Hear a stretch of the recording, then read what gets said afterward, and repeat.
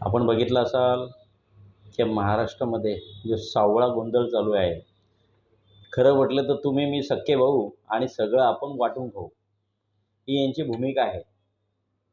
आणि सत्तेसाठी काय पण, कुठल्या पण, काय पण, अशा प्रकारची ह्या सरकारच्या माध्यमातून किंवा ह्या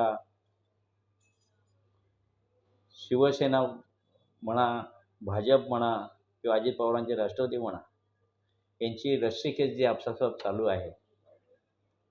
आपण बघितलं असाल की फोडाफोडीचं राजकारण, तोडातोडीचं राजकारण. शेवटी भगवान के घर में देर है अंधेर नहीं. तुम्ही जसं पेराल तसंच उगवेल. निश्चित आता ह्या महापालिकेमध्ये आपण बघितलं असाल की यांची रणनीती, यांची दादागिरी, यांचं असलेलं सगळ्या गोष्टीचं जे लोक जनतेवरती दडपण, जनता ह्या गोष्टीला कंटाळलेली आहे. जनता काहीतरी वेगळं काहीतरी विचारत आहे. आणि निश्चित रूपमध्ये यांचं जे खांजट जे काय चाललेलं आहे, जनता याच्यावरती खूप कंटाळली आहे आणि जनतेला नवीन काहीतरी पर्याय हवा आहे. म्हणून मी मागेच सांगितलं की कल्याण डोंबिवली महापालिकेवरती आम्ही महाविकास आघाडीचा झेंडा फडकावू. आम्ही निश्चितपणे आमची बोलणी चालू आहे.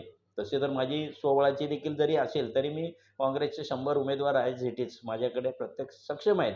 परंतु ह्या राक्षसांना जर गाडायचं असेल, तर सर्वांना सोबत घेऊन, एकत्र घेऊन महाविकास आघाडी होऊन या राक्षसांना गाडावं, अशी माझी काँग्रेस जिल्हा अध्यक्ष या नात्याने माझी स्वतःची वैयक्तिक मत आहे.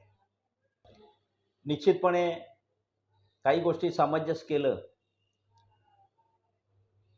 जर सर्वांना एकत्र घेऊन गुण्यागोविंदाने जर कुठली गोष्ट केली, लोकांना बदल हवा आहे. जनतेला काय अपेक्षित आहे, हे पहिले विचार करावं.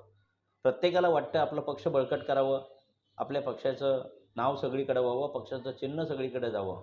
परंतु जनतेच्या मनात काय आहे, हे विचार करून पुढची राजनीती ठरवावी, असं माझं वैयक्तिक मत आहे.